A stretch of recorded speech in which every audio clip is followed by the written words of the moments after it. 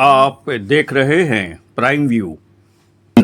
सुमित रतन ने आरोप लगाया है कि महाबोधि महावीरा परिसर में राज्यपाल की मौजूदगी में ब्राह्मण पुजारियों ने शिवलिंग की पूजा कराई और भिक्षु तमाशाबीन बने खड़े रहे।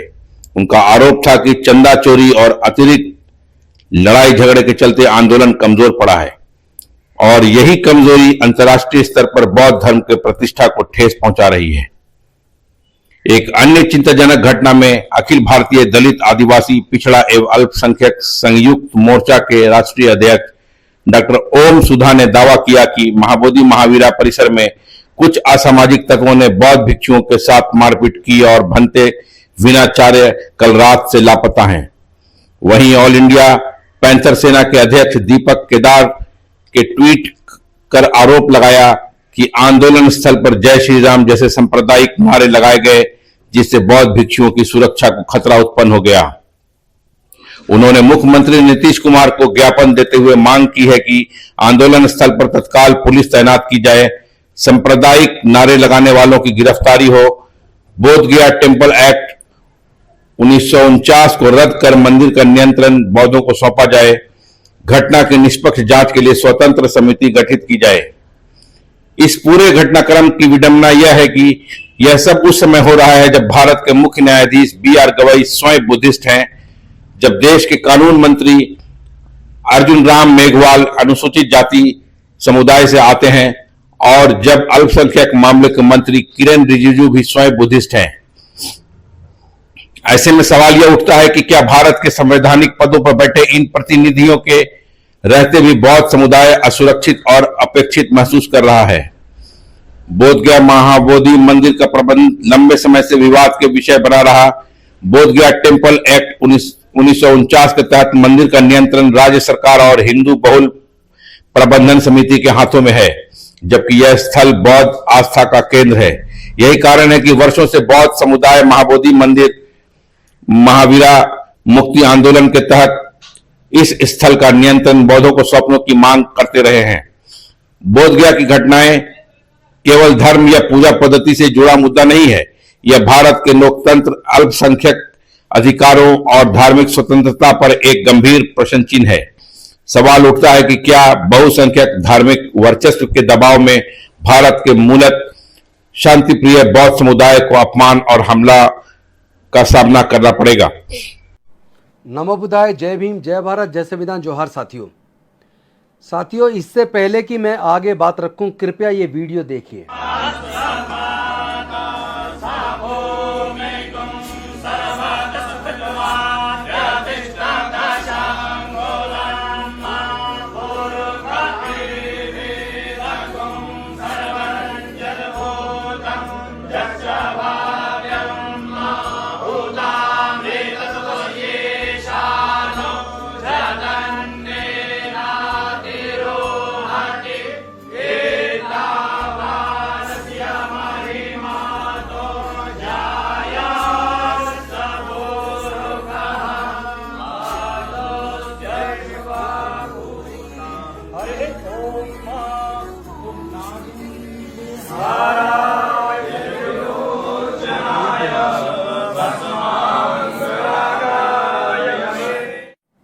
देखा आपने, बुद्ध पूर्णिमा के दिन महाबोधि महाविहार बौद्ध गया के अंदर, जो पूरे दुनिया की बौद्धों की आस्था का केंद्र है, जहां तथागत बुद्ध को ज्ञान की प्राप्ति हुई थी, जिस महाबोधि महाविहार को पंडों से मुक्त कराने का पूरे देश में आंदोलन चल रहा है, जिस महाबोधि महाविहार को मुक्त कराने के लिए कांग्रेस के राष्ट्रीय अध्यक्ष खड़गे जी ने राज्यसभा के अंदर मजबूती से आवाज बुलंद की,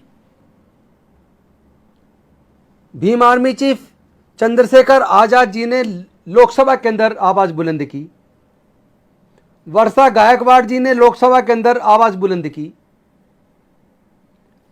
और केंद्र सरकार के कुशवाहा जी ने, उन्होंने भी राज्यसभा में आवाज बुलंद की। मुकुल वासनिक जी ने भी संसद में मजबूती से इस बात को उठाया कि महाबोधि महाविहार पूरी तरह बौद्धों को मिलना चाहिए। तो एक तरफ पूरे दुनिया के अंदर प्रदर्शन हुए, चाहे वो ऑस्ट्रेलिया हो, अमेरिका हो, कनाडा हो, इंग्लैंड हो, इटली हो, जापान हो, पूरे देश के अंदर, पूरे दुनिया के अंदर महाबोधि महाविहार को मुक्त करके बुद्धिस्ट टेम्पल मैनेजमेंट कमेटी को भंग करके और उसके एक्ट बीटी एक्ट 1949 को रद्द किया जाए। एक तरफ पूरे देश और दुनिया में इसको लेकर आंदोलन चल रहा है। और जिस दिन बुद्ध पूर्णिमा होती है, बुद्ध पूर्णिमा के दिन बिहार के राज्यपाल आरिफ मोहम्मद खान जी, वहां के डीएम, जो बुद्धिस्ट टेम्पल मैनेजमेंट कमेटी के चेयरमैन है, उसके तमाम सदस्य वहां महाबोधि महाविहार के अंदर जाते हैं और तथागत बुद्ध की प्रतिमा की तरफ पीट करके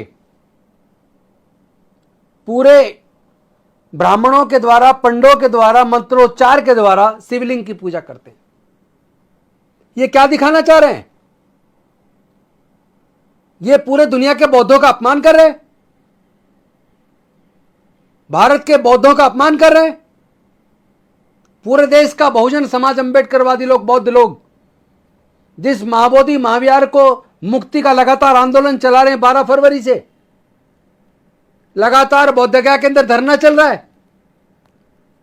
एक तरफ बनते विनाचार्य जी को कल रात गिरफ्तार कर लिया झूठा केस बनाकर, दूसरी तरफ बनते करुणशील राहुल और विनाचार्य के खिलाफ फर्जी केस दर्ज कर दिया। बिहार की सरकार क्या सोच रही है? बिहार की पुलिस क्या दिखाना चाहती है? क्या वो हमारे क्रांतिकारी बौद्ध भिक्षुओं के खिलाफ मुकदमा बनाकर इस आंदोलन को विफल कर देंगे, डरा देंगे? अरे तुम कायर लोग हो, तुम क्या डराओगे? तुम तो आग में घी डालने का काम कर रहे हो। यह आंदोलन अब पूरे दुनिया का बहुत बड़ा आंदोलन बनेगा। महाबोधि महाविहार तो मुक्त होकर रहेगा, आपकी ताकत नहीं आप रोक के दिखाना। नीतीश कुमार जी, आपको शर्म नहीं आती? आरिफ मोहम्मद खान जी, आप राज्यपाल हैं, आपको गुमराह किया गया है, आपने जानबूझ के किया। पंडों के द्वारा मंत्रोच्चारण करके महाबोधि महाविहार टेम्पल के अंदर बुद्ध की प्रतिमा के अपोजिट, बुद्ध की प्रतिमा पर मालार्पण, फूल माला करने की बजाय आप शिवलिंग की पूजा कर रहे हैं, जो शिवलिंग है भी नहीं, जो एक स्तूप है और वो भी बिल्कुल खत्म हो चुका है, एकदम फर्श के समतल है। कुछ तो शर्म आनी चाहिए। महाबोधि महाविहार बौद्धों की आस्था का केंद्र है। पूरे दुनिया के बौद्ध लोग, उनकी आस्था इस जगह से जुड़ी हुई है। अगर अयोध्या स्थित राम मंदिर के अंदर क्या आप नमाज पढ़ने देंगे? फतवा पढ़ने देंगे क्या? या क्रिश्चियनों को अपने प्रेयर करने देंगे क्या? अगर ऐसा हुआ होता तो पूरे देश के अंदर आंदोलन हो जाता, पता नहीं क्या क्या हो जाता, आगजनी हो जाती। हम बौद्ध लोग शांति प्रिय लोग हैं। पूरे दुनिया को शांति मानवता का संदेश बुद्ध ने दिया। हम समता, स्वतंत्रता, बंधुता, न्याय की लड़ाई लड़ रहे हैं, प्रज्ञाशील, मैत्री और करुणा के रास्ते पर चल रहे हैं। तो क्या हमारी गलती है ये? हम लोग कानून को मानते हैं, संविधान को मानते हैं, संविधान के खिलाफ जाके कोई काम नहीं करते, तो क्या इसे आप हमारी कमजोरी मानते हैं?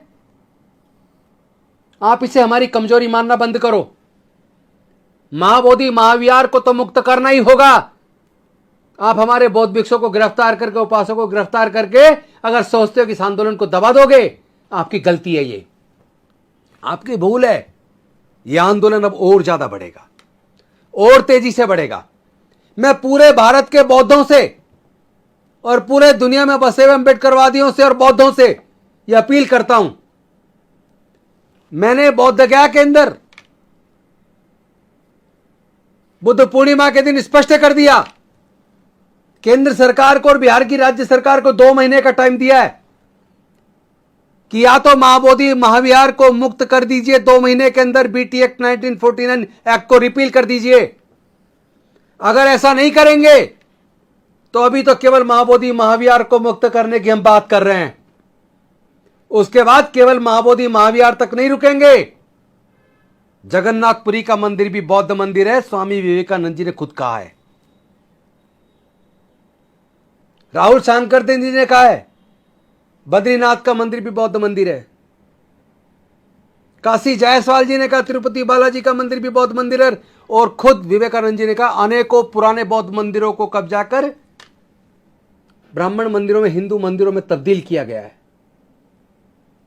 यहां तक कि देश के माननीय प्रधानमंत्री जी जब मुख्यमंत्री हुआ करते थे गुजरात के, तो गुजरात के सोमनाथ मंदिर के नीचे आर्कियोलॉजिकल सर्वे ऑफ इंडिया ने खुदाई की, वहां भी बुद्ध मंदिर निकला, बुद्ध गुफाएं निकली हैं। जहां भी खुदाई होती है बुद्ध के अवशेष निकलते हैं।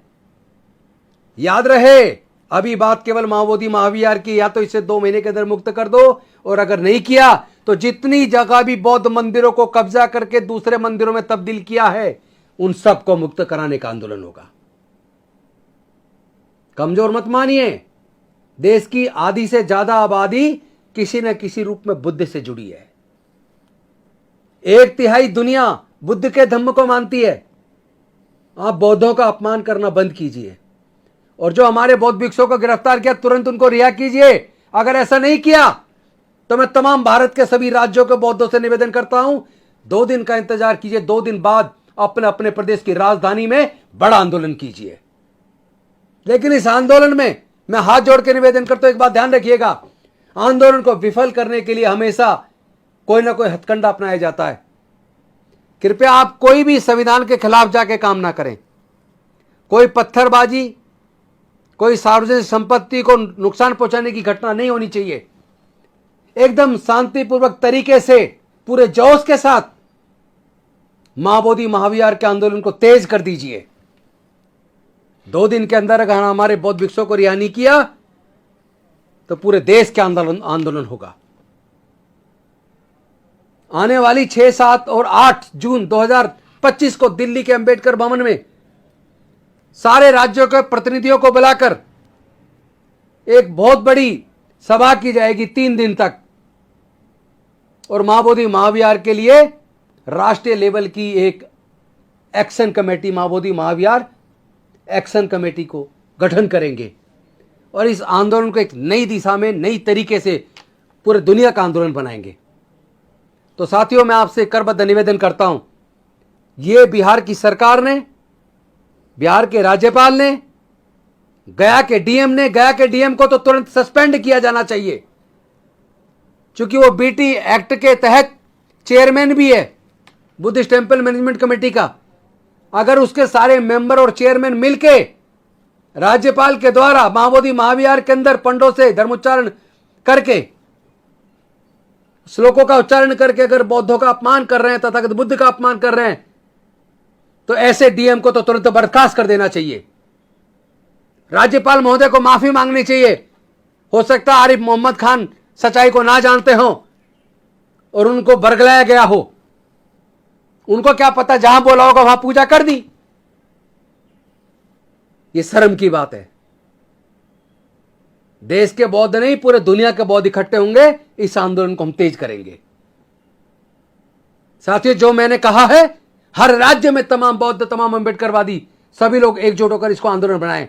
बहुत जल्दी दिल्ली में बड़ी सभा होने वाली है, उसके अंदर भीम आर्मी को भी बुलाया जाएगा, भीम सेना को भी बुलाया जाएगा, समता सैनिक दल को भी बुलाया जाएगा, राष्ट्रीय बौद्ध महासभा को भी बुलाया जाएगा, बुद्धिस्ट सोसाइटी ऑफ इंडिया को भी बुलाया जाएगा, भारतीय बौद्ध महासभा को भी बुलाया जाएगा, मिशन जय भीम सबको बुलाकर, ऑल इंडिया बुद्धिस्ट फोरम सबको बुलाकर, तमाम अंबेडकरी बुद्धिस्ट संगठनों को बुलाकर, गाडगे मिशन को भी बुलाएंगे, तमाम संगठनों को बुलाकर एक बड़े आंदोलन का आगाज होगा।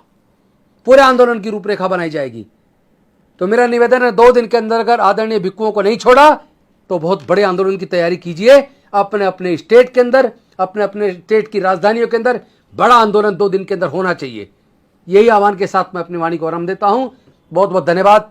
नमो बुद्धाय। जय भीम, जय भारत, जय संविधान, जोहार। मुद्दे पर नजर रखने वाले लोगों की राय है कि अगर भारत को बहुजातीय, बहुधार्मिक और बहुसांस्कृतिक राष्ट्र के रूप में खड़ा रहना है तो ऐसी घटनाओं पर तुरंत और निष्पक्ष कार्रवाई होनी चाहिए।